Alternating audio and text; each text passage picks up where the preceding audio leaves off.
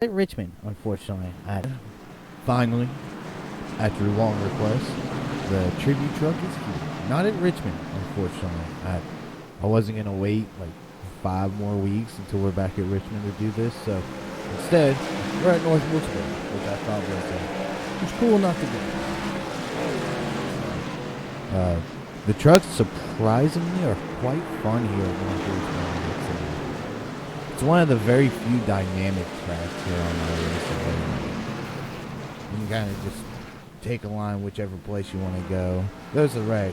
We're going to be doing a lot of quick cuts here in the first, 2 minutes of the recording. It's not fun. Sorry, I'm dying. So here we are again.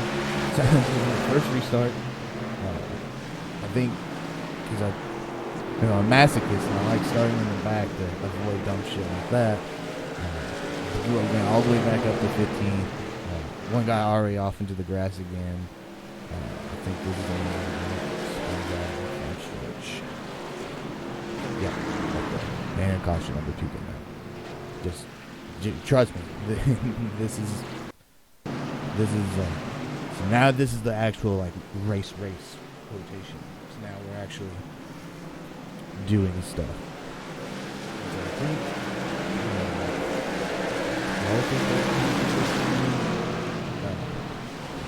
But this is where the race actually happens. This is where we start getting moving. So at the start here, I'm kind of taking it easy, kind of cruising like I always do. Because people just get too aggressive. I mean, this is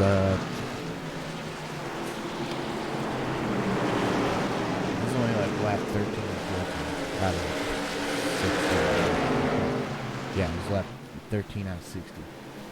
So I mean, we have plenty of time. Here the 13 used me up the track just a little bit. It's kind of a dip move, but it's alright. Didn't hurt anything or anything, so I messed it up. But it's a long race. You don't have to pit, but most people around lap 30 to 35 pits and take tires. Because the track doesn't really eat them as much as say an older track like Rockingham or Darlington. This track isn't too awful on tires. In the 87 Mount Carlos it is. Mostly just because that car is just running shit. But tire wear's not too awful of a thing here. And it's actually pretty nice to run the bottom line for the first couple laps and then slowly start making your way up into the middle lane. The high lane just doesn't really want to work that much in the trucks. Right here, kind of right there in that middle lane, as the track wears out, more rubber gets laid down there on the bottom lane where everybody wants to run. The top lane really picks up speed, and you'll see that later on in the video. 5 to 20 here. This is another thing that kind of unique about North Wilkesboro is it's very hard to pass at points, because you can fit the truck down in there on the bottom side inside the corner, inside turn 2 and 4, but the middle lane will carry enough speed to where you don't blast past them. You really gotta get them loose, or try to take the air off just a little bit to get them to break out of that rhythm. And so you'll have a lot of back and forth fights like that until either one of you realizes you're just killing your tires and not making it anywhere. So you just kind of slide back in line and make a mistake. This is what I did here.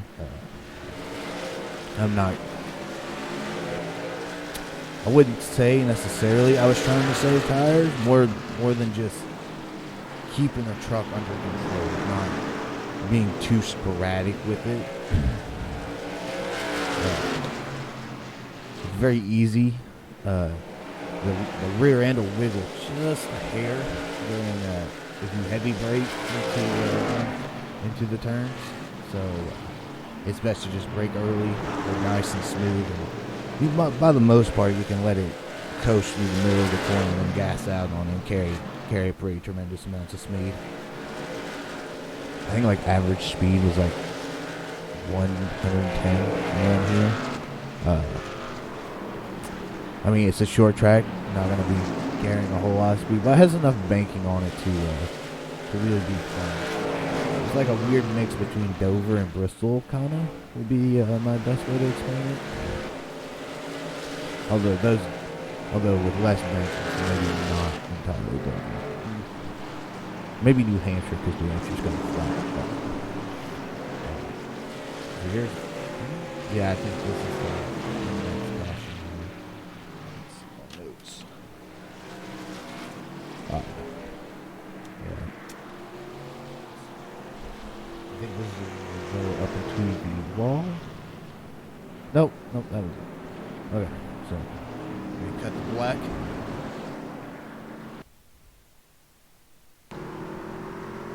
And it took forever. Now we're magically have 4 brand new Goodyear slicks on them. We're also up into 8th, I want to say. Somewhere like that. We're in the top 10 now. So riding along with those. The 11 car, for whatever reason, he didn't pit. So he stayed out in front and then just hopped down to the bottom at the start. And I caught him in the worst fucking place possible. Really hurt my turn in there. But when the guys get into a pack like this, everybody kind of just really drags themselves down. You drive really so much better when you're just by yourself. So I'm not too worried about them running away.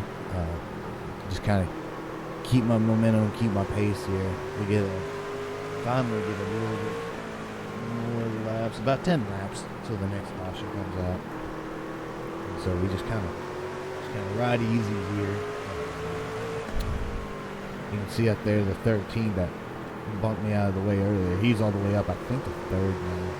But he really booked me up there. Here you can see I start riding up into the middle lane a little bit better. Because I think this is like lap 33, 34. There's enough grip up there now to where you can really ride it and then just blast forward. Like you can see right here, I just absolutely cut the time down right there on the front and back stretches. I completely lost my train of thought. Alright. So there the 8 goes a little high. Don't remember. I think. Oh yeah. So there's the 10 truck. He's a lap down. So he just kind of fades to the back. Or no, he might have been on the lead lap and then fell to the back. I cannot remember that. But here's an in-car camera now.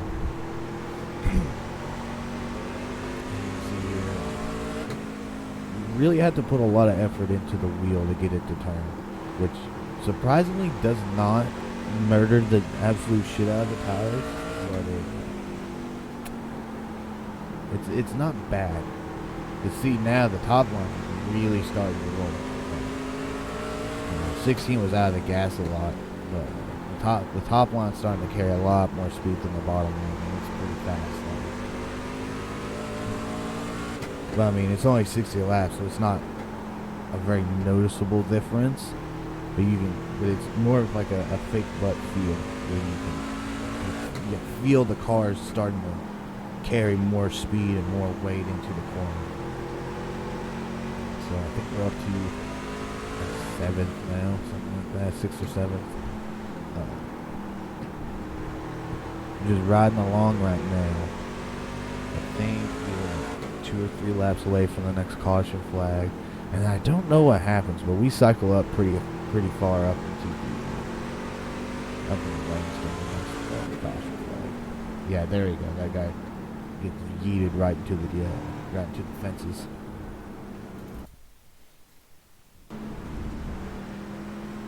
So here we are, last caution lap, or last restart of the race. We are in 6th place right now. I believe that's the 8 on the outside of me.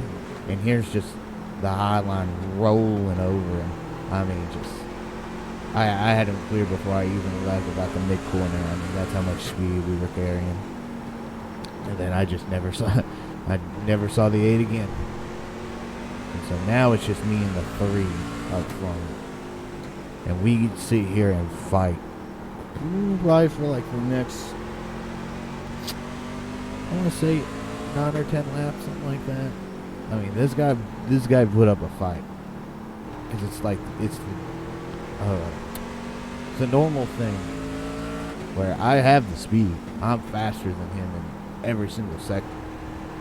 It's just I can't get past his fat ass. The high line will roll, but he sits there and blocks it just enough to where I can't really get that momentum rolling off the tire. And so he's put himself in a great place where he can sit there and just block whichever way I'm going. I'll sit there and I'll try and run low and see if he'll run high, and then he'll scoot right up in front of me. I mean, he sits there and counters me for quite a while. I mean, I'm getting a top 5 anyway. But I really wanted a 3rd place finish because the leaders are right there in front of us, and I knew if I could get around him, I might be able to catch him. But as it stands, I think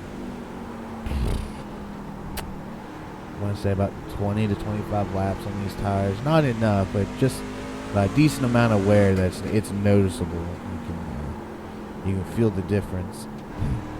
Really tried to storm roll him right there, but I mean, he just sits there and controls the corners and prevents me from really getting a run on him in any point of the corner, which is about the only place you can really pass. It's unless you're already on the inside of them, inside or outside, you're not passing on the front and back stretch, unless they smack the wall or completely get out of the gas. So here, once again, I got lucky. He slowed down just a bit, and I had the high side rolling, but just not enough to really clear him up there. Another thing that sucks too is if you pass on the bottom, you really need to swing the truck out wide towards the wall to carry enough speed to complete a pass. So if he's still there on your outside by the time you get out of turn 2, I mean, you guys are going to 3 and 4 together. I mean, you're just gonna stay stuck there because you can't build up that much speed, essentially cutting the track in half, or decreasing the width in half. And so, but he knows I'm there. I'm putting the pressure on him. He's starting to get a little feely. He's slowing down a lot. I mean, he is getting very slow in the corners, while I'm keeping the same momentum. So I'm just biding my time. You can also see he's moving up more and higher.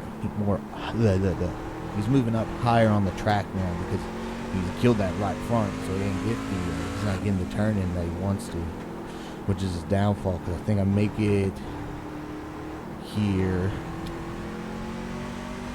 Yeah. So he stays on my outside, and I mean, can't carry that passing speed, so he stays there on the high side. And finally, I think he lets off a little bit. I didn't really check. I finally get him just far enough in front of him to clear him. That's just that, right? It was a white flag, though. I mean, it was right here, I think, is where I take the checker. Yeah. It was a fight to the finish to try and take that fucking 4th place.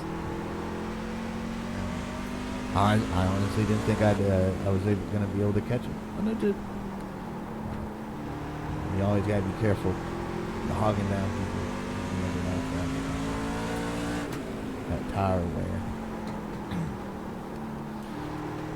Yeah, there's the tribute truck in action there. I'll see you again soon. Racing the new season with all the fun, cool stuff. Should be starting up next Wednesday, I want to say. So I'll see you again, Dad. Bye.